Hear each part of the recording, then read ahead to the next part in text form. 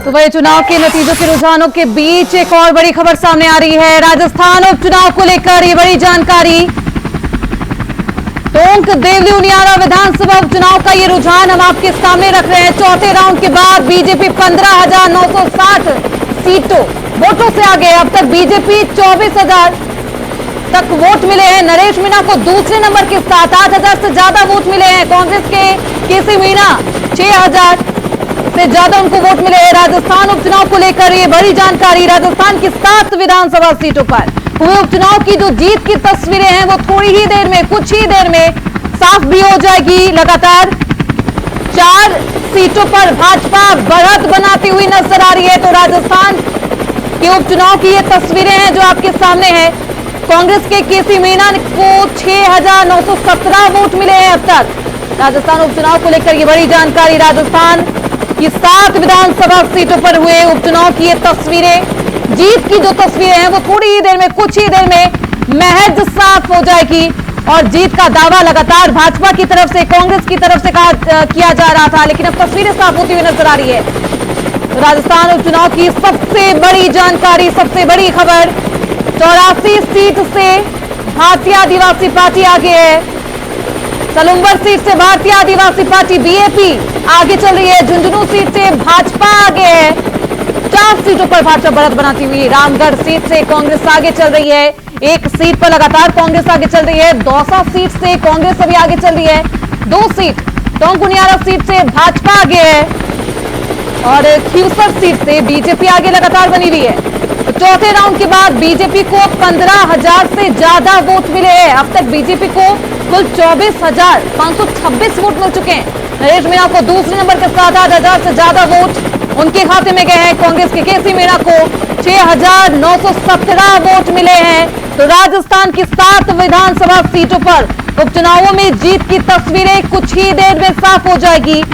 हालांकि 7 में से 4 पर भाजपा बढ़त बनाती हुई नजर आ रही है। 1 सीट पर कांग्रेस, 2 सीट पर भारतीय आदिवासी पार्टी बीएपी आगे चल रही है। नरेश मीणा को दूसरे नंबर के साथ 8,566 वोट मिले हैं। खास बात यह है कि कांग्रेस 4 सीटों पर तीसरे नंबर पर चल रही है।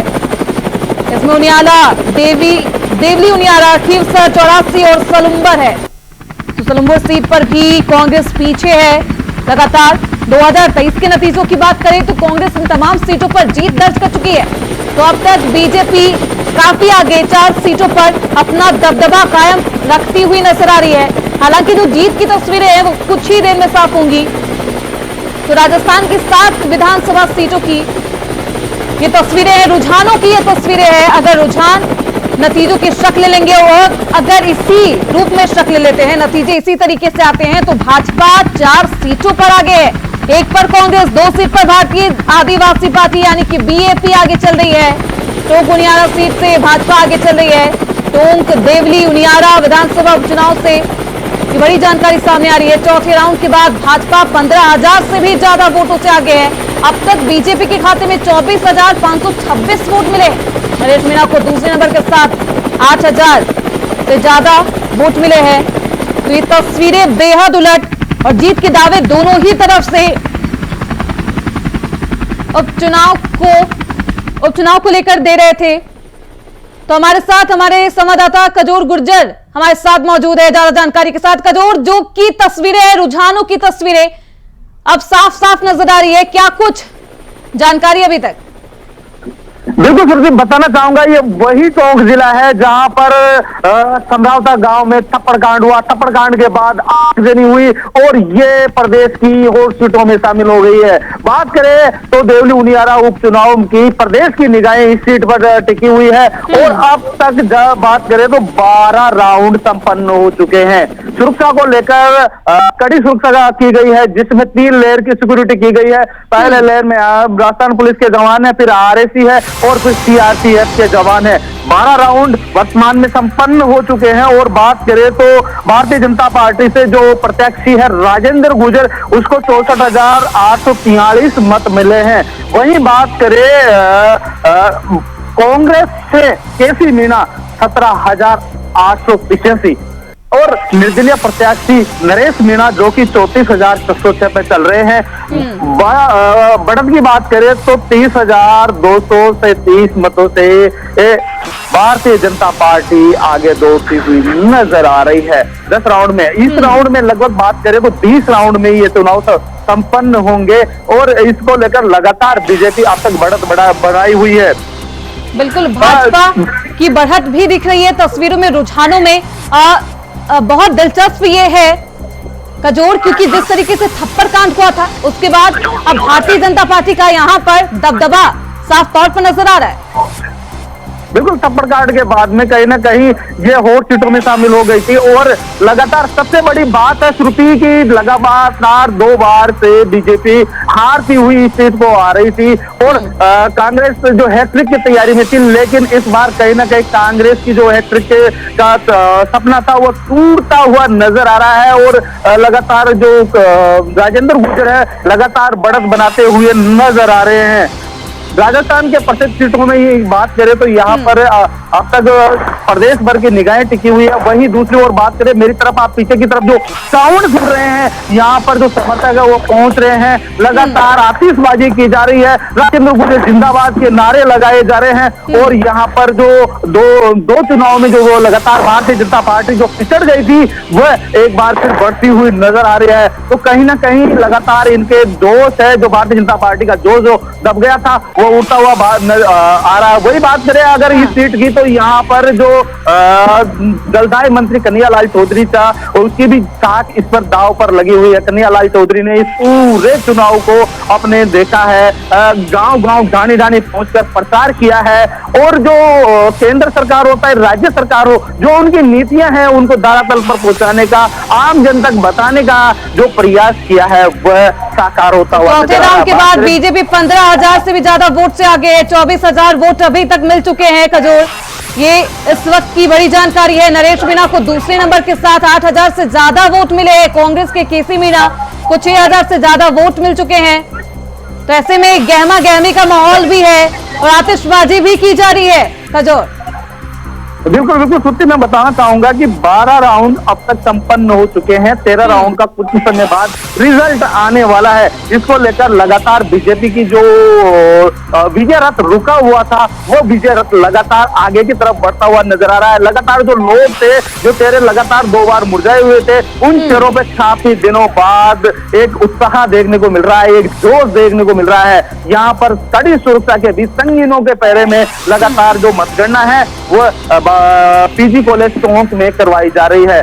यहाँ पर बात करें तो अब तक के जो चुनाव हुए हैं वहां पर प्रदेश के मुख्यमंत्री भजनलाल शर्मा, पूर्व मुख्यमंत्री अशोक गहलोत, उप मुख्यमंत्री प्रेमचंद बैरवा, दिया कुमारी और पूर्व उप मुख्यमंत्री सचिन पायलट ने भी यहाँ पर प्रचार किया था और लगातार दावे किए थे। लेकिन कहीं ना कहीं अब बात करें तो भारतीय जनता पार्टी का जो फूल है वो खिलता हुआ नजर आ रहा है। लगातार कई प्रकार के दावे किए गए थे, लेकिन कांग्रेस के जो दावे थे, जो जिन मुद्दों को लेकर ग्राउंड में गई है, उन मुद्दों का कहीं ना कहीं जनता पर असर पड़ता हुआ नजर नहीं आ रहा। लेकिन जो भारतीय जनता पार्टी है, जिनके 2 मुद्दे थे, उन मुद्दों को लेकर गई तो श्रुति कहीं ना कहीं लगातार भारतीय जनता पार्टी का दबदबा 2 चुनाव बाद होता हुआ नजर आ रहा है। यानी कि 10 साल बाद 2 चुनाव के बाद एक बार फिर से बीजेपी कमल खिलाने में कामयाब नजर आ रही है।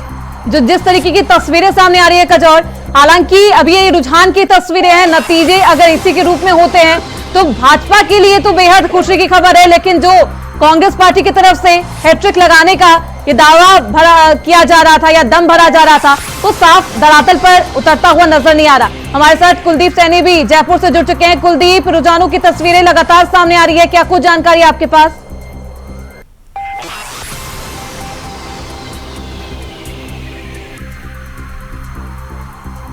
कुलदीप की आवाज नहीं आ पा रही है, दोबारा संपर्क करेंगे। कजौर, क्योंकि हैट्रिक लगाने की कोशिश में थी कांग्रेस, कहां चूक रह गई? क्योंकि अभी भले ही ये रुझान की तस्वीरें हैं, अगर नतीजे भी इसी रूप में आते हैं तो बेहद खराब संदेश और खराब नतीजा कांग्रेस पार्टी के लिए। कहां चूक रह गई? क्योंकि अब गहन चिंतन मंथन का दौर भी कांग्रेस पार्टी में, कार्यालय में एक बार फिर से देखने को मिलेगा। बिल्कुल श्रुति, बताना चाहूंगा कि जो चूक है, कहीं ना कहीं चूक, बड़ी चूक हुई है। चूक की बात करें तो यहाँ पर 2 बार जो वर्तमान में जो सांसद है हरीश मीणा, वो चुनाव जीत चुके हैं, लेकिन इस बार उनके चुनाव जीतने के बाद ये सीट खाली हुई और खाली होने के बाद केसी मीणा को यहाँ से प्रत्याशी बनाया गया।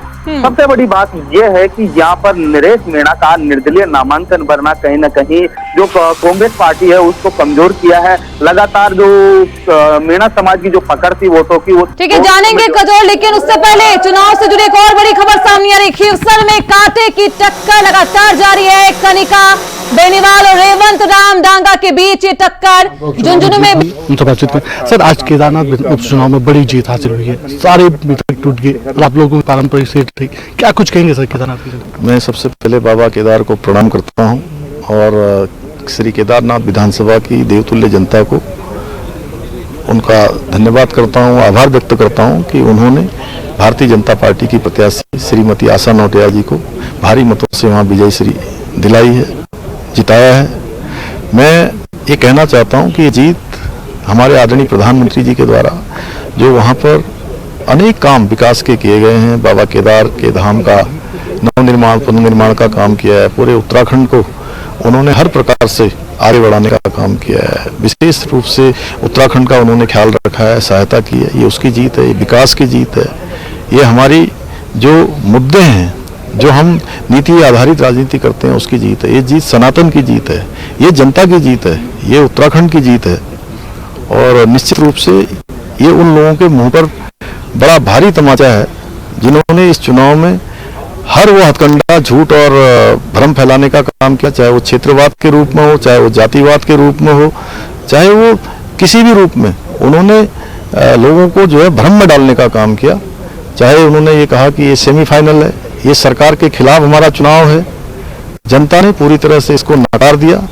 मैं श्री केदारनाथ विधानसभा के सभी देवतुल्य मतदाताओं को और उत्तराखंड की जनता को विश्वास दिलाता हूं कि हम हमारे आदरणीय प्रधानमंत्री नरेंद्र मोदी जी के मार्गदर्शन में उत्तराखंड को हिंदुस्तान का श्रेष्ठ राज्य बनाने के लिए जो हमारा विकल्प रहित संकल्प है, उस संकल्प को लगातार आगे बढ़ाएंगे। सर, विपक्ष हमेशा आपके साथ निशाने पर, विपक्ष ने आपको टारगेट किया, आपके उन कामों को टारगेट किया, क्या कुछ कहेंगे सर उन नेताओं को जो लगातार आपके शरीर को धूमिल करने का काम कर रहे हैं? देखिए, इस झूठ और भ्रम की राजनीति को और इनके झूठे प्रोपोगंडा को जनता ने पूरी तरह से उस पर ताला लगा दिया है, उनकी दुकान बंद कर दी है। थैंक यू सर बातचीत करने के लिए। मुख्यमंत्री पुष्कर सिंह धामी ने साप्ताह पर कहा है कि केदारनाथ का जो चुनाव है, जिसका रिजल्ट आ चुका है, उस पर केदारनाथ की जनता का आशीर्वाद उन्हें मिला है और अब कोशिश यही रहेगी प्रधानमंत्री नरेंद्र मोदी के मार्गदर्शन में कि उत्तराखंड का समग्र विकास किया जा सके और जो यहाँ की जनता जो चाहती है, उन उम्मीदों के उत्तराखंड के, उन सपनों को उत्तराखंड को पूरा करने का काम किया जा सके। Cameraman India vice Dehradun. तो आप सुन रहे थे सीएम पुष्कर सिंह धामी को, जो इंडिया वॉइस से खास बातचीत कर रहे थे, क्योंकि उत्तराखंड के केदारनाथ उपचुनाव में भारतीय जनता पार्टी ने एक बार फिर से कमल खिला दिया और ये जीत का संदेश सीएम धामी ने खुद इंडिया वॉइस से दिया है और साफ तौर पर जनता को इसका श्रेय दिया है, सनातन धर्म को, कि जीत बताइए इस जीत को, क्योंकि जिस तरीके से आशा नौटियाल लगातार रुझानों में आगे चल रही है। इंडिया वॉइस से खास बातचीत की सीएम पुष्कर सिंह धामी ने और साफ संदेश दिया है जनता को। इस जीत का श्रेय देते हुए CM Pushkar Singh Dhami India voice पर खास बातचीत करते हुए नजर आए थे। हमारे साथ हमारे संवाददाता लगातार बने हुए हैं, कुलदीप सैनी भी हमारे साथ जुड़ चुके हैं। कुलदीप, क्या कुछ रुझान की तस्वीरें, किस तरीके की जानकारी? देखिए, 7 विधानसभा उपचुनावों के परिणामों के कुछ संदेश बचे हैं, लेकिन जो फलौदी सट्टा बाजार हो या फिर मीडिया के जो एग्जिट पोल चल रहे थे, उनसे विपरीत इस बार जो परिणाम वापस से राजस्थान में आएगा। क्योंकि लोकसभा चुनाव में हमने देखा कि भारतीय जनता पार्टी के लिए 25 की 25 सीटें जीतने के दावे किए जा रहे थे और वो सारे दावे फेल हुए और 11 सीटों पर भाजपा को हार मिली। और यही वजह है कि जहां भारतीय जनता पार्टी 7 सीटों पर जीत का दावा कर रही थी, वो महज 3 और 4 पर आगे चल रही है। लेकिन सबसे रोचक बात यह है कि जिन सीटों पर कांग्रेस की दावेदारी की, कांग्रेस की जहां पर अपने खुद के विधायक थे, उन सीटों पर कांग्रेस पीछे चल रही है। तो इस बात से नकारा नहीं जा सकता है कि सरकार होने का जो फायदा है वो कहीं ना कहीं इस बार उपचुनाव में छात्रवृत्ति को मिला है। और मुख्यमंत्री भजनलाल शर्मा की जो प्रयास थे, जो कहा गया था कि राजस्थान में 11 महीने के दौरान उनका जो कार्यकाल रहा है उसमें किस तरीके का लोगों तक फायदा पहुंचाएगा, उसका मैसेज और उसी का परिणाम है कि कि भारतीय जनता पार्टी 4 सीटों पर अब बढ़त है, और वहीं जो बाप पार्टी है, बीएपी है, वो कहीं ना कहीं जहां मान रहे थे कि 84 विधानसभा सीट जहां पर कहीं ना कहीं एक कैंडिडेट जीत सकता है, लेकिन अब सुलंबन में भी वो पार्टी आगे चल रही है। तो जो अन्य जो 2 सीटें हैं उन पर दावेदारी की जा रही थी कांग्रेस और बीजेपी की, दोनों ही पार्टियां वहां पर पीछे चल रही है।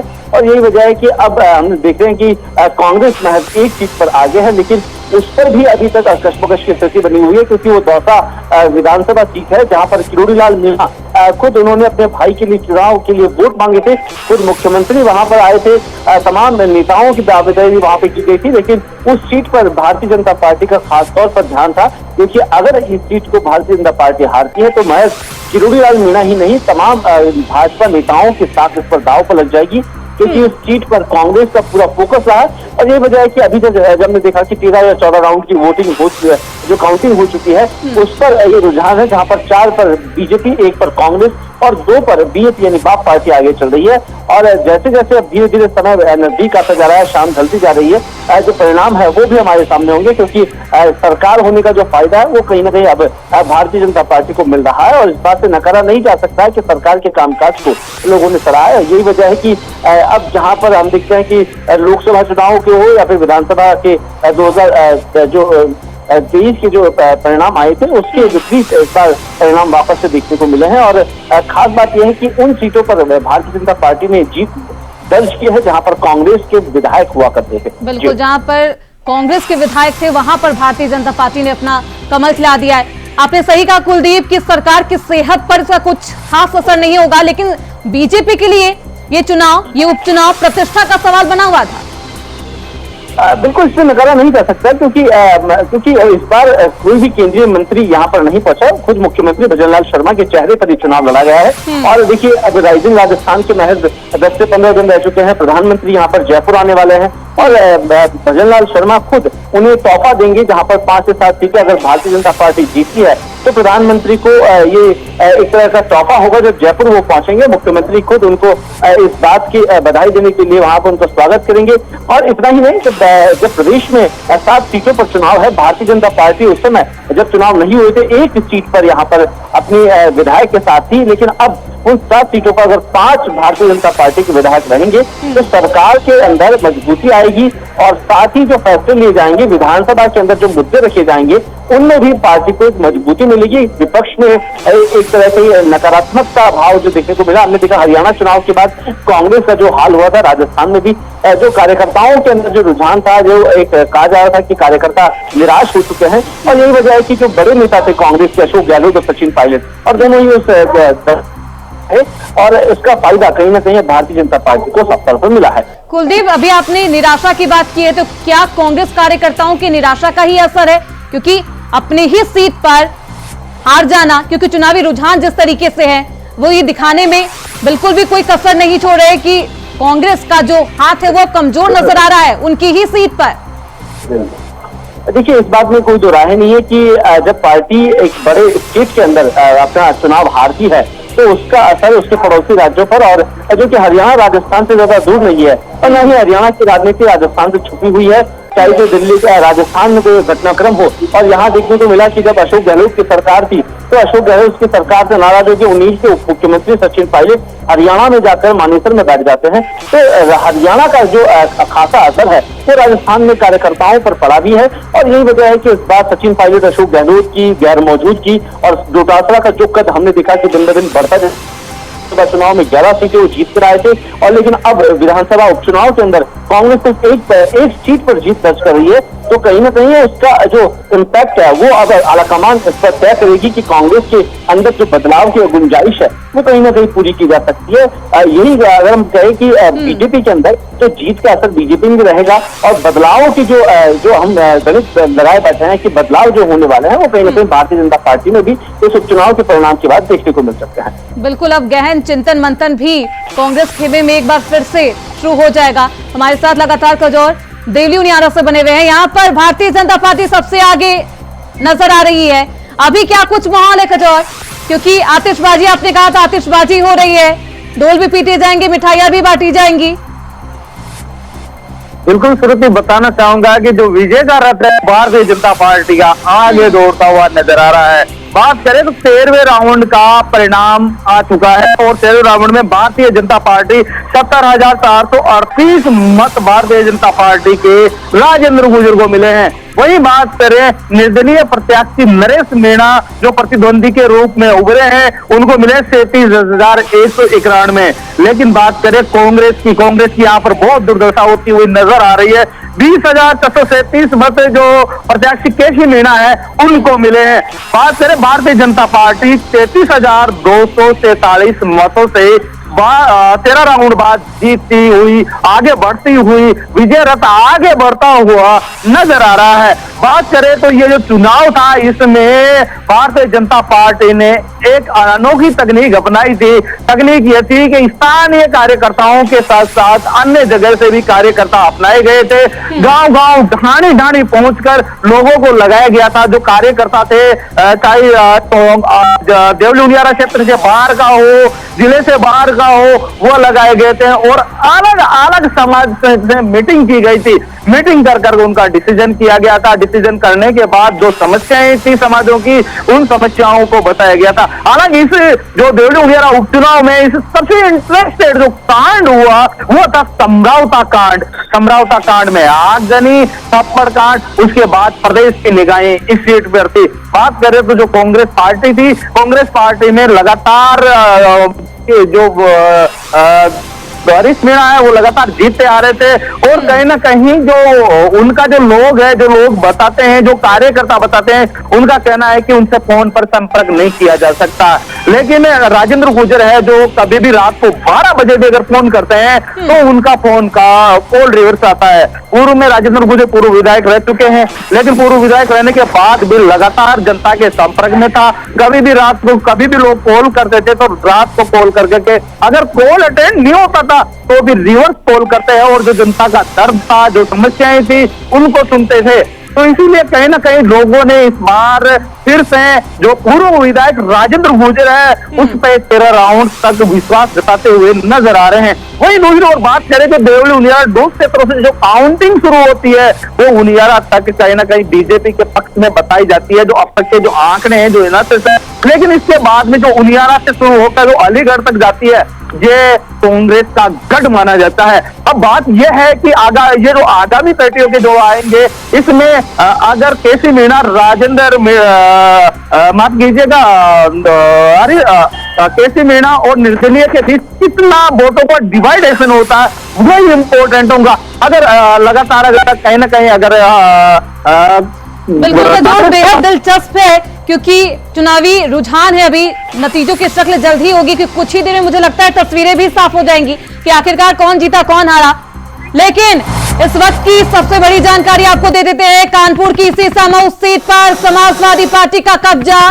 सपा की 8,629 वोटों से जीत दर्ज हुई है। नसीम सोलंकी को 8,000 से ज्यादा सीटों पर जीत मिली है। सपा में जश्न का माहौल है। समाजवादी पार्टी कार्यालय में जो तस्वीरें हैं वो जश्न की तस्वीरें लगातार सपा कार्यालय से सामने आ रही है क्योंकि नसीम सोलंकी सपा की साइकिल को रफ्तार देती हुई फिर से नजर आ रही है। नसीम सोलंकी को 8,600 से ज्यादा वोट मिले हैं। सपा में जश्न का माहौल है और बीजेपी में हालांकि अभी उतना उत्साह नजर नहीं आ रहा है क्योंकि लगातार इस सीट पर चुनावी हुंकार भाजपा की तरफ से बढ़ा जा रहा था, लेकिन अब समाजवादी पार्टी की तरफ से जीत दर्ज कर ली गई है। यानी कि समाजवादी पार्टी अपने किले को फतेह करने में एक बार फिर से कामयाब नजर आ रही है। ऐसे में समाजवादी पार्टी के मुख्यालय में जश्न की ये तस्वीरें, जश्न का अब माहौल है। समाजवादी पार्टी के प्रत्याशी नसीम सोलंकी को 8,629 वोटों से जीत मिली है।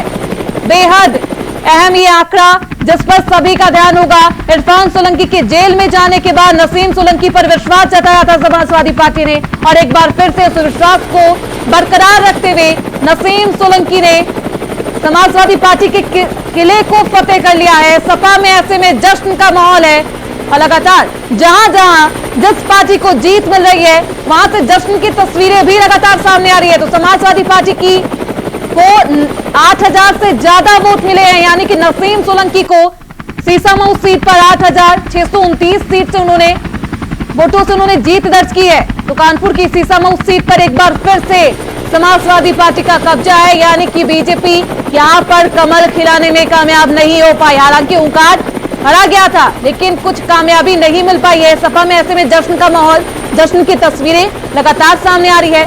कानपुर की सीतामऊ सीट बेहद दिलचस्प और बेहद हॉट सीट थी, हॉट सीट मानी जा रही थी और कांटे की टक्कर। हालांकि नसीम सोलंकी जीत दर्ज कर चुके हैं वहां पर, और ये सीट मतदान के दौरान भी हंगामे की वजह से काफी सुर्खियों में छाई रही। नसीम सोलंकी पहचान पत्र को लेकर और प्रशासन के रोक टोक को लेकर बेहद नाराजगी भी जता रही थी, लेकिन अब नसीम सोलंकी के ही खाते में ये जीत का श्रेय और जीत का ये अब जीत चुकी है। तो देखिए आप समाजवादी पार्टी कार्यालय की ये तस्वीरें हैं, जश्न का माहौल है। समाजवादी पार्टी के लोग, कार्यकर्ता, नेता सभी जश्न में डूबे हुए नजर आ रहे हैं। नसीम सोलंकी की जीत का ये जश्न है। समाजवादी पार्टी के किले में एक बार फिर से सपा की साइकिल दौड़ती हुई नजर आएगी। तो इस खबर पर ज्यादा जानकारी के साथ हमारे सहयोगी मुकेश गौतम सीतामऊ से जुड़ चुके हैं। मुकेश, एक बार फिर से समाजवादी पार्टी अपने किले को फतेह करने में कामयाब रही है। जी बिल्कुल, आपको जिस तरह से कानपुर सीतामऊ जो हॉट सीट कराने वाली सीट थी और उस पर जो नसीम सोलंकी सपा प्रत्याशी थी, उनका आरोप था कहीं ना कहीं कि जिस प्रकार से जो वोटिंग हो रही है वो प्रशासन करा रही है, और प्रशासन जो है हमारा जो कार्यकर्ता है, जो वोटर है, उनको जो है वो डर मिल जा रहा है। लेकिन उसके बाद आज जो निर्णय जो आज जो फैसला आया है उसमें 8,629 वोट से उनकी जीत हुई है। आपको बता जिस तरह से लगातार 6 बार से जो सपा सीट यहाँ पर बन गई थी, उस प्रकार से एक बार फिर उन्होंने अपनी जीत का पत्र लहराया है और सकते हैं कि भारी मतों से यहाँ पर उन्होंने अपनी जीत करी है। और इस बार तीसरी बार उनकी जो बीजेपी जो प्रत्याशी थे रमेश अवस्थी, वो उनकी फिर एक बार हार का सामना करना पड़ा है। बिल्कुल मुकेश, ये वही सीट है जहां पर मतदान के दौरान हंगामा हुआ था। नसीम सोलंकी खुद मतदान केंद्र तक पहुंच गई थी और तमाम तरीके के आरोप भी नसीम सोलंकी के द्वारा लगाए गए थे। अब जीत के बाद क्या कुछ प्रतिक्रिया सामने आ रही है? जी बिल्कुल, जिस तरह से जो नसीम सोलंकी है प्रत्याशी सपा की है, जो बिल्कुल उन्होंने बिल्कुल एक तरफ बिल्कुल जा करके वहां पर नाराजगी जता रहे थे कि प्रशासन के खिलाफ कि प्रशासन किस तरह से यहाँ वोटिंग करा रहा है और स्लो वोटिंग भी हो रही है। यहाँ पर कैमरे भी 2 घंटे करीब बंद करे गए हैं। लेकिन आज जब जीत का जब उनको निर्णायक जब आया तो वहां पर इसमें देखा कि लगभग 8,629 वोटों से उनकी जीत हो गई है। वहां जीत के बाद जितनी भी सफाई है वहां पर अपने कार्यालय में वहां पर जश्न मना रहे, जश्न मनाते हुए पूरी तरह से आप देखते हैं किस तरह से वीडियो में पूरा उनका उत्साह मनाए जा रहे हैं। और बिल्कुल जो लोग हैं, जो सपा प्रत्याशी जो नसीम सोलंकी है, उनको लोग जो है जिस विधायक बन गई है वहां पर माली उसको जो है वहां पर लोग बधाई दे रही है लगातार यहाँ पर। और इस बार ये दोनों प्रश्न उठता है कि जो 2 बार जो लगातार हारे थे सुरेश अवस्थी, उनके तीसरी बार फिर से यहाँ पर हार के जो है उनका सामना करना पड़ा। ये बहुत ही बड़ी बात है। आपको बता दें किस तरह से यहाँ पर जो वोट मिले हैं नसीम सोलंकी को, यहाँ पर पूरी तरह से उनकी जो जीत हुई है और यहाँ पर हिंदू मुस्लिम जितने भी वोट है यहाँ पर उन्होंने पूरा सपोर्ट किया और एक बार फिर से यहाँ पर कानपुर सीतामऊ विधानसभा से वो सीट जो है वहाँ पर इसकी लगातार चल रही है। बिल्कुल, ये हिंदू वोट यानी कि मुस्लिम वोट बैंक तो खैर समाजवादी पार्टी के साथ हमेशा ही नजर आता है, नसीम सोलंकी के साथ नजर आ ही रहा था। लेकिन हिंदू वोट को साधने के लिए दीपावली में जो दृश्य पेश किया गया, क्योंकि नसीम सोलंकी की एक तस्वीर भी सामने आई थी जिस पर खूब विवाद भी हुआ था, दीप जला रही थी वो मंदिर में, उसका भी कुछ असर हुआ है हिंदू वोट पर? मुकेश, बिल्कुल आपको बता दूंगा जिस तरह से जो सीता विधानसभा क्षेत्र में जो मंदिर बना हुआ था वहां पर वहां जाकर पीपल की रात पे जाकर उन्होंने पूजा की थी, से कहीं ना कहीं असर पड़ा है, नजर आया है। लेकिन इस तरह से सपा जो पार्टी के थे वहां पर उन्होंने जो विरोध भी जताया था, उन्होंने माफी मांगना कहा था। लेकिन आपको बताना चाहूंगा कि उसी प्रकार से बिल्कुल, तो सीतामऊ सीट पर समाजवादी पार्टी ने जीत दर्ज कर ली है। कानपुर की ये सीतामऊ सीट बेहद हॉट सीट थी। 9 विधानसभा सीटों पर उपचुनाव हुआ और सबसे ज्यादा चर्चित ये सीट इरफान सोलंकी के जेल में जाने के बाद समाजवादी पार्टी ने उनकी ही पत्नी नसीम सोलंकी पर दांव लगाया था और ये दांव बेहद फिट बैठता हुआ नजर आया। कानपुर की सीतामऊ सीट पर समाजवादी एक बार फिर से काबिज हो गई है। सपा की 8,629 वोटों से जीत मिली है, यानी कि नसीम सोलंकी को भारी मात्रा में वोट मिले हैं। हिंदू और मुस्लिम दोनों ने ही जमकर नसीम सोलंकी के पक्ष में वोट डाले। तो कानपुर की सीसामऊ सीट पर एक बार फिर से समाजवादी पार्टी काबिज हो गई है। हमारे साथ हमारे सहयोगी मुकेश लगातार बने हुए। मुकेश, जरा तस्वीरों पर गौर फरमाइए, तस्वीरें दिखाइए किस तरीके के जश्न का माहौल है, क्योंकि समाजवादी पार्टी में जश्न की लहर एक बार फिर से देखने को मिल रही है। जी बिल्कुल, आपको बताओ जो जिस समय यहाँ पर जो काउंटिंग चल रही थी वहाँ पर इस समय मैं वहाँ पर मौजूद हूँ। अभी जो है यहाँ पर देख सकते हैं कि जिस तरह से यहाँ पर जो तस्वीर है, यहाँ पर जो लोग यहाँ पर खड़े हुए हैं पूरी तरह से देखिए यहाँ पर जो लोग जो है जश्न मनाते नजर आ रहे हैं। अभी इस समय जो बाजू कार्यालय है वहाँ भी वहाँ पर जश्न मना रहे हैं लोग। जिस तरह से आपको बताना चाहूंगा कि ये बहुत ही बड़ी जो यहाँ पर जो इस बात से जीत हुई है नसीम सोलंकी की। जिस प्रकार से लोग जो है वहाँ पर सपा जो कार्यकर्ता थे और सपा प्रत्याशी नसीम सोलंकी थी, जिस तरह प्रशासन से जो उंगली उठा रही थी, कहीं ना कहीं आपको देख सकते हैं कि उनकी बस्ती से जीत हुई है। और ये बहुत बड़ी बात है कि यहाँ पर जो हिंदू मुस्लिम वोट तो फिलहाल उनको मिला है, साथ में हिंदू वोट भी उनको पूरी तरह से उनको सपोर्ट किया गया, जिसको लेकर के इतनी बड़ी 8,690 से उनकी जो जीत हुई है। बिल्कुल। वहीं दूसरी तरफ बीजेपी के जो प्रत्याशी थे उन्हें हार का सामना करना पड़ रहा है, क्योंकि लगातार ये मुस्लिम बहुल इलाका भी माना जाता है और इरफान सोलंकी की पत्नी नसीम सोलंकी पर दांव लगाना समाजवादी पार्टी के लिए बेहद फायदेमंद नजर आ रहा है। बिल्कुल बताऊंगा आपको, जिस तरह से उनकी जो हार हुई कहीं ना कहीं आप देख सकते हैं कि लगभग 2 से 3 बार यहाँ पर जुड़ जाए, इतना जो उनके सपोर्ट पर भी आए थे, उनके लोग में आए थे, उसके बावजूद भी कहीं ना कहीं बहुत उनकी हार का सामना करना पड़ा है। फिर भी आप देख सकते हैं कि कितनी बड़ी बात है कि जिस तरह से उनकी जो है वहाँ पर हार है। इस बार तीसरी बार इनको हार का सामना करना पड़ा है और जिस प्रकार से इन्होंने आरोप प्रशासन पे भी आप बहुत बड़ी बात है, जिसमें जो सरकार है इस समय बीजेपी की, उन्हीं के जो प्रत्याशी थे पुलिस समझती, उन्होंने अपने ही पुलिस वालों पे आरोप लगाया था कि जो वोटिंग है बहुत स्लो चल रही है। अब एक बात समझ अगर सपा पार्टी बोलती है, इसको झूठ बोलती है तो समझ कहीं ना कहीं आता है, लेकिन एक जो पुलिस समझती थी उन्होंने ही अपने उनको आरोप लगाया था कि जो वोटिंग हो रही है और जो सपा प्रत्याशी है उनके पास कहने का पथराव कर झगड़ा कर इसको लेकर के जो वोट है बहुत ही धीमे पड़ा है। इसको लेकर के हो सकता है कि उनको कहने के सामना उनको फिर करना पड़े। इसको लेकर उन्होंने काफी पापा बवाल भी किया था, धरने पर बैठे हुए थे। आप इनसे भी जिस तरह से जी बिल्कुल धरने पर बैठे थे सुरेश अवस्थी, लेकिन उसका कुछ खास असर अब नजर नहीं आ रहा नतीजों पर। इरफान सोलंकी के चेहरे पर नसीम सोलंकी ने वोट डालने को कहा था, तो इसका भी फायदा मिला है नसीम सोलंकी को, क्योंकि वो लगातार अपने पति के चेहरे पर ही अपने पति के लिए वोट मांग रही थी। मुकेश, बिल्कुल उस तरह से आपको बताऊंगा, जिस तरह से जो नसीम सोलंकी है पूरी तरह से जो है घर घर जा करके वहाँ पर वोट लोगों से मांग रहे थे और उनके जो प्रतिभा सोलंकी है जो विधायक थे उसमें वो भी समय जेल में थे, उनका भी उनको कहीं ना कहीं उन्होंने वसत दिया, उनको कहीं ना कहीं बोला कि मैं एक इसमें अबला हूँ और यहाँ अबला नारी हूँ मैं, अगर आप लोग कुछ जिताते हैं तो मैं कहीं ना कहीं मेरे को ताकत मिलती है। वही जो एक आपको बता दीजिए असर सामने आया है, उसी तरह से देखने को जो सभी लोगों ने उनको पूरा सपोर्ट उनको किया है और उनको जीत कर यहाँ तक विधानसभा तक पहुँचाया है। बहुत शुक्रिया मुकेश आपका इन तमाम जानकारियों के लिए। तो समाजवादी पार्टी सीसामऊ सीट पर जीत चुकी है, सपा में जश्न का माहौल है। ऐसे में कानपुर की सीसामऊ सीट बेहद हॉट सीट मानी जा रही थी, काफी चर्चाओं में भी रही और अब सीसामऊ सीट मतदान के दौरान बेहद हंगामेदार वहां पे दृश्य नजर आया था। नसीम सोलंकी प्रशासन पर सवाल उठा रही थी, लेकिन अब नसीम सोलंकी को समाजवादी पार्टी की प्रत्याशी नसीम सोलंकी को जीत मिली है। वहीं फूलपुर विधानसभा उपचुनाव की मतगणना के दौरान बीजेपी और बसपा कार्यकर्ताओं में झड़प हुआ है। बाद में डीएम और डीसीपी सिटी ने स्थिति को संभाल लिया है और दोनों पार्टियों के एजेंट को अलग अलग कर दिया है। तो प्रयागराज से बड़ी खबर सामने आ रही है, फूलपुर में काउंटिंग के दौरान ये झड़प हुई है।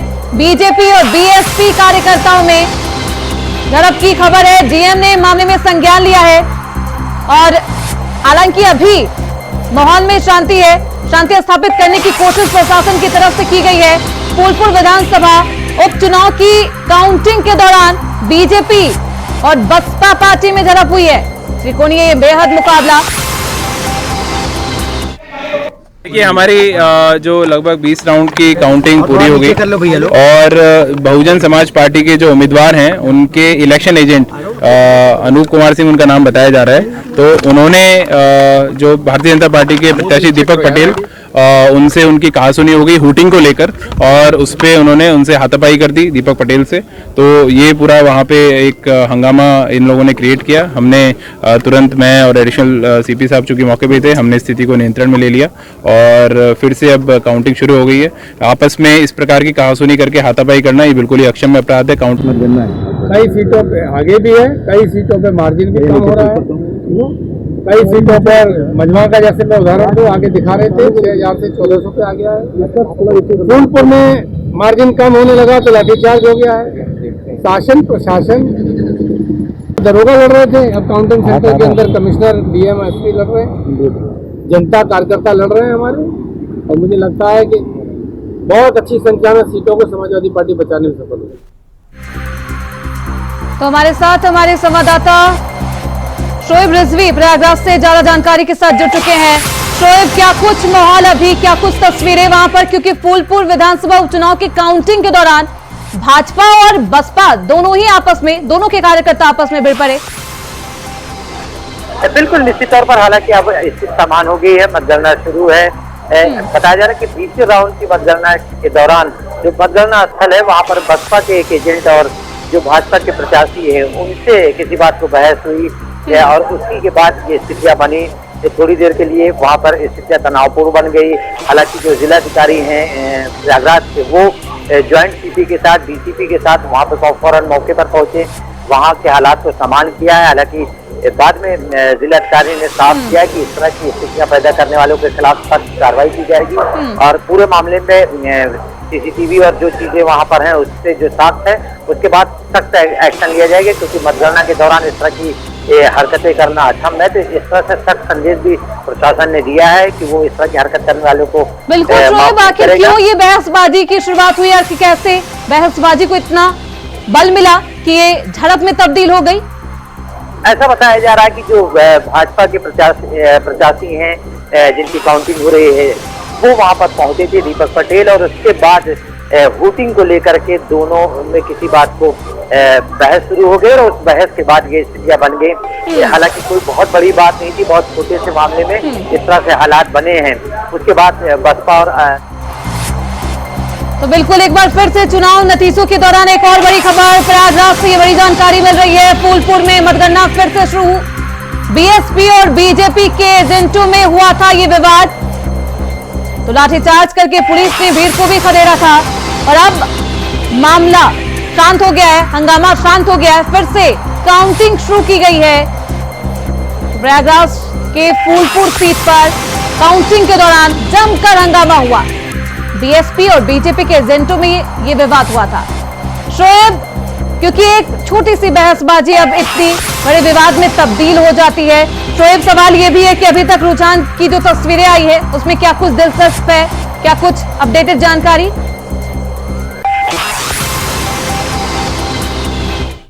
बढ़त बनाई हुई है और वो लगातार अपनी बढ़त को बरकरार रखती है। हालांकि जो उनकी बढ़त है वो बहुत ज्यादा नहीं है, लेकिन शुरू से उनकी बढ़त रही है और 20 राउंड से भी ज्यादा की मतगणना हो चुकी है और ये उम्मीद की जा रही है कि अब जल्दी ही स्थितियां एकदम साफ हो जाएंगी। हालांकि जो अभी तक के रुझान आ रहे हैं उससे दीपक पटेल एक मजबूत स्थिति में, यानी भाजपा एक मजबूत स्थिति में दिख रही है और लगभग जीत के करीब पहुंची नजर आ रही है। लेकिन चूंकि अभी मतगणना चल रही है, इस बारे में कह पाना जल्दबाजी होगी, क्योंकि जब तक अंतिम फैसला नहीं आ जाता। लेकिन ये जरूर है कि शुरू से ही समाजवादी पार्टी और भाजपा के बीच सीधी मुकाबला देखने को मिला था। हालांकि बढ़त शुरू से ही भाजपा के प्रत्याशी ने बना ली थी, वो बढ़त को लगातार बरकरार रखी हुई है।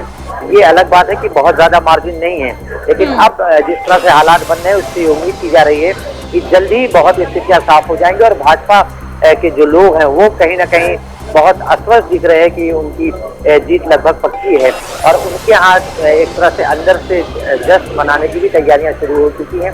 लेकिन अभी फाइनल जो ऑफिशियल नतीजे हैं वो जब तक नहीं आते कह पाना जल्दबाजी होगी, लेकिन जो हालात हैं वो कहीं ना कहीं भाजपा के लिए संकेत कर रहे हैं।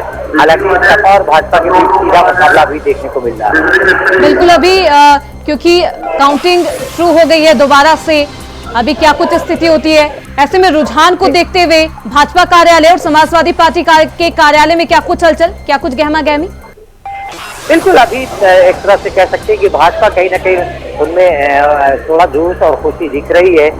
नतीजे का वो इंतजार कर रहे हैं। जहां तक झड़प की बात है, वो थोड़े समय के लिए जो स्थितियां बनी थी उसको फौरन जो प्रशासनिक अमला है वो पहुंच करके उन्होंने उस हालात को सुधारा। और खास तौर पर जिन लोगों ने इस तरह की हरकत की है, जिन एजेंट्स के जरिए इस तरह की चीजें की है, उस पर सख्त कार्रवाई की बात प्रशासन कह रहा है। लेकिन अब स्थितियां समान होगी और मतगणना चल रही है। उम्मीद की जा रही जल्दी पूरी मतगणना होने के बाद नतीजे घोषित कर दिए जाएंगे। फिलहाल यहाँ पे भाजपा लीड बनाए हुए है और उस उम्मीद में है कि वो इस लीड को लगातार बनाए रखेगी और नतीजे भी उसके पक्ष में आएंगे। बिल्कुल शोएब, कितने राउंड की काउंटिंग हो चुकी है, कितने राउंड अभी भी बाकी है, मतलब अभी कितना इंतजार? देखिए, अब टोटल 32 राउंड की काउंटिंग होनी है, जिसमें करीब 25 राउंड के करीब काउंटिंग पहुंच चुकी है। और अब उम्मीद की जा रही है कि जो बचे हुए राउंड हैं उसकी काउंटिंग अब से कुछ समय बाद पूरी कर ली जाएगी। और थोड़ी देर बाद जो रुझान की स्थितियां हैं वो लगभग कंफर्म की तरफ जा चुकी, क्योंकि जो बचे हुए वोट होंगे और जो जीत के मार्जिन होगी उससे बहुत कुछ अंदाजा लग जाएगा। फिलहाल अभी भी भाजपा के जो प्रत्याशी हैं वो अपनी बढ़त बनाए हुए हैं। बिल्कुल, दीपक पटेल की लगातार बढ़त है और ऐसे में अब क्या कुछ नतीजा होता है फुलपुर में, क्योंकि रुझान में लगातार बीजेपी आगे नजर आ रही है। बहुत शुक्रिया शोएब आपका इन तमाम जानकारियों के लिए। तो हंगामा अब शांत हो गया है फुलपुर में और पुलिस प्रशासन की तैनाती लगातार बनी हुई है। तो वहीं चुनाव के रुझान भी लगातार भाजपा के पक्ष में नजर आ रहे हैं। केदारनाथ उपचुनाव से बड़ी खबर सामने आ रही है। बीजेपी के प्रत्याशी आगे 5099 वोटों से आशा नौटियाल ने जीत दर्ज की है। बीजेपी के आशा नौटियाल को 23,130 वोट मिले। कांग्रेस के मनोज रावत को 18,031 वोट मिले। वहीं दूसरी तरफ आशा नौटियाल को जीत मिल चुकी है। निर्दलीय त्रिभुवन चौहान को 9,266 वोट मिले हैं। तो बीजेपी के आशा नौटियाल को 5,999 वोटों से उन्होंने जीत दर्ज की है। 23,000 से ज्यादा वोट आशा नौटियाल को मिले हैं। बीजेपी के आशा नौटियाल को 23,130 वोट मिले। 5,000 से ज्यादा वोटों की गिनती से वो जीत दर्ज की है। तो केदारनाथ उपचुनाव पर सभी की निगाहें टिकी थी और अब आशा नौटियाल बीजेपी के प्रत्याशी ने जीत दर्ज कर ली है, जिसको देखकर बीजेपी के कार्यालय में जश्न का माहौल है। तो ये तस्वीरें भाजपा के लिए बेहद खास। सर, आज केदारनाथ उपचुनाव में बड़ी जीत हासिल हुई है, सारे मीटर टूट गए और आप लोगों की पारंपरिक सीट थी, क्या कुछ कहेंगे सर केदारनाथ की? मैं सबसे पहले बाबा केदार को प्रणाम करता हूं और श्री केदारनाथ विधानसभा की देवतुल्य जनता को उनका धन्यवाद करता हूं, आभार व्यक्त करता हूं कि उन्होंने भारतीय जनता पार्टी की प्रत्याशी श्रीमती आशा नौटियाल जी को भारी मतों से वहां विजय श्री दिलाई है, जिताया है। मैं ये कहना चाहता हूं कि ये जीत हमारे आदरणीय प्रधानमंत्री जी के द्वारा जो वहां पर अनेक काम विकास के किए गए हैं, बाबा केदार के धाम का नवनिर्माण पुनर्निर्माण का काम किया है, पूरे उत्तराखंड को उन्होंने हर प्रकार से आगे बढ़ाने का काम किया है। विशेष रूप से उत्तराखंड का उन्होंने ख्याल रखा है, सहायता की है। ये उसकी जीत है, ये विकास की जीत है। ये हमारी जो मुद्दे हैं, जो हम नीति आधारित राजनीति करते हैं, उसकी जीत है। ये जीत सनातन की जीत है, ये जनता की जीत है, ये उत्तराखंड की जीत है। और निश्चित रूप से ये उन लोगों के मुंह पर बड़ा भारी तमाचा है जिन्होंने इस चुनाव में हर वो हथकंडा, झूठ और भ्रम फैलाने का काम किया, चाहे वो क्षेत्रवाद के रूप में हो, चाहे वो जातिवाद के रूप में हो, चाहे वो किसी भी रूप में। उन्होंने लोगों को जो है भ्रम में डालने का काम किया। चाहे उन्होंने ये कहा कि ये सेमीफाइनल है, ये सरकार के खिलाफ हमारा चुनाव है, जनता ने पूरी तरह से इसको नकार दिया। मैं श्री केदारनाथ विधानसभा के सभी देवतुल्य मतदाताओं को और उत्तराखंड की जनता को विश्वास दिलाता हूं कि हम हमारे आदरणीय प्रधानमंत्री नरेंद्र मोदी जी के मार्गदर्शन में उत्तराखंड को हिंदुस्तान का श्रेष्ठ राज्य बनाने के लिए जो हमारा विकल्प रहित संकल्प है, उस संकल्प को लगातार आगे बढ़ाएंगे। सर, विपक्ष हमेशा आपके साथ निशाने पर है। विपक्ष ने आपको टारगेट किया, आपके उन कामों को टारगेट किया, क्या कुछ कहेंगे सर उन नेताओं को जो लगातार आपके छवि को धूमिल करने का काम कर रहे हैं? देखिए, इस झूठ और भ्रम की राजनीति को और इनके झूठे प्रोपोगंडा को जनता ने पूरी तरह से उस पर ताला लगा दिया है, उनकी दुकान बंद कर दी है। थैंक यू सर बातचीत करने के लिए। मुख्यमंत्री पुष्कर सिंह धामी ने साफ तौर पर कहा है कि केदारनाथ का जो चुनाव है, जिसका रिजल्ट आ चुका है, उस पर केदारनाथ की जनता का आशीर्वाद उन्हें मिला है और अब कोशिश यही रहेगी प्रधानमंत्री नरेंद्र मोदी के मार्गदर्शन में कि उत्तराखंड का समग्र विकास किया जा सके और जो यहाँ की जनता जो चाहती है, उन उम्मीदों के उत्तराखंड के, उन सपनों के उत्तराखंड को पूरा करने का काम किया जा सके। कैमरामैन इंडिया वाइस देहरादून के मंत्री धर्मवीर प्रजापति हैं जी। महाराष्ट्र और उत्तर प्रदेश में भाजपा का टेम्पो हाई है क्या? निश्चित रूप से जनता का आशीर्वाद हमें मिला है और मैं कह सकता हूं कि ये हम लोगों की परिश्रम की पराकाष्ठा है। उत्तर प्रदेश में चाहे हम देखें तो माननीय मुख्यमंत्री जी ने परिश्रम की पराकाष्ठा की है और योजनाबद्ध तरीके से हम लोग चुनाव में गए हैं और सच बात यह है कि संगठन हमारा बहुत मजबूत है और संगठन और सरकार मिलकर के हम लोगों ने एक कार्यकर्ता के रूप में काम किया है नीचे धरातल पर जाकर के। उसका परिणाम है कि चुनाव परिणाम हमारे पक्ष में है। सर, संगठन और मुख्यमंत्री भी 9 की 9 सीटें जीतने का दावा कर रहे थे, लेकिन अब 3 सीटों पर समाजवादी पार्टी भी आगे चल रही है, 2 सीटों पर सुबह से ही आगे चल रही है, यानी कि लगभग 2 से 3 सीटें समाजवादी पार्टी जीत सकती है। कहाँ कमी रहेगी इन सीटों पर कि भारतीय जनता पार्टी का जो संगठन था और मुख्यमंत्री का जो एजेंडा था वहाँ सेट नहीं हो पाया? देखिए, हम लोग रुझानों में 8 सीट पे भी हम लोग आगे रहे हैं। अभी तो समय है, अभी दोपहर भी नहीं हुआ है।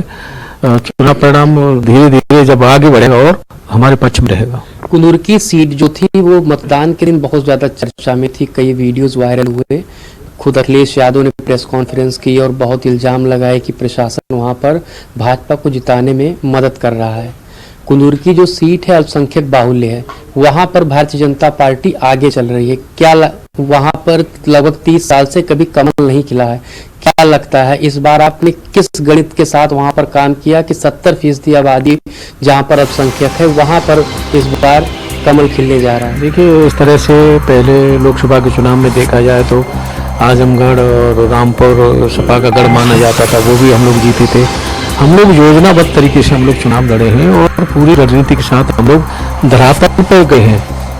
और अगर विपक्ष की हम बात करें तो विपक्ष ने चुनावों में सभाएं की हैं और बयानबाजी की है और ट्वीट किया है और हम लोग धरातल पर जाके काम किया है और उसी का परिणाम है कि चुनाव परिणाम हमारे पक्ष में है। तो शीशामऊ में क्या लगता है नसीम सोलंकी का जो सिंपैथी कार्ड था वो काम कर गया है? देखिए, अभी चुनाव परिणाम आने तो शाम तक पता चलेगा कि शीशामऊ कौन जीत रहा है। अभी हमें पूरा भरोसा है कि हम लोग जीतेंगे। 2024 के लोकसभा चुनाव में भारतीय जनता पार्टी को यूपी में झटका लगा था, उसके बाद में ये उपचुनाव कितना ज्यादा घाव भरेगा और 27 के लिए कितना अहम साबित होने वाला है? देखिए, लोकसभा के चुनाव में जिस तरह से जनता को बीच में जनता को भ्रमित किया गया था आरक्षण को लेकर के, संविधान को लेकर के और पैसा की घोषणा कर करके खाते में जाएंगे, तो ये सब जनता अब जान चुकी है, समझ चुकी है कि ये सब फरेबी बातें हैं। तो जनता फिर समझ में आ गया है और जनता फिर हमारे साथ खड़ी हुई है। सर, आपने यूपी की भी कई सीटों पर प्रचार किया, महाराष्ट्र में भी कई सीटों पर आप गए। बटेंगे तो कटेंगे नारा जो था ये कितना ज्यादा कामयाब हुआ है और ये जो जीत है भारतीय जनता पार्टी में उसमें उसका कितना अहम रोल है? ये बहुत मजबूत बात है कि जब कोई परिवार संगठित रहता है तो वो परिवार उन्नति करता है, तरक्की करता है और जिस परिवार में विघटन होता है वो परिवार अवनति की ओर जाता है। इसलिए मैं कह सकता हूँ कि सबके समझ में आया है कि हमको पूरी ताकत के साथ एकजुट रहना है और प्रदेश को आगे ले जाना, देश को आगे ले जाना। तो सुना आपने, हमारे साथ में थे मंत्री धर्मवीर प्रजापति, जिनका साफ कहना है कि अभी पूरी पिक्चर क्लियर नहीं है। भारतीय जनता पार्टी 9 की 9 सीटों पर अभी चुनाव जीत सकती है। कैमरामैन राहुल के साथ रमन मिश्रा, इंडिया वॉइस, लखनऊ। झारखंड के चुनाव को लेकर क्या इंतजार करो, अभी ध्यान में भी भारतीय जनता पार्टी आगे है और 12 बजते देखना 50 के पार जाएंगे। इस प्रदेश के अंदर साफ तरीके से हार को स्वीकार कर रहे हैं। कभी ये ताना बाना पूछो। और कांग्रेस में 3 पर्यवेक्षकों को नियुक्त की है, वैसे में क्या कहेंगे, क्या उनको डर लग रहा है? ऐसी स्थिति में डर भय तो है ही, तभी तो उन्होंने इंटरनेट बंद कर दिया, तभी तो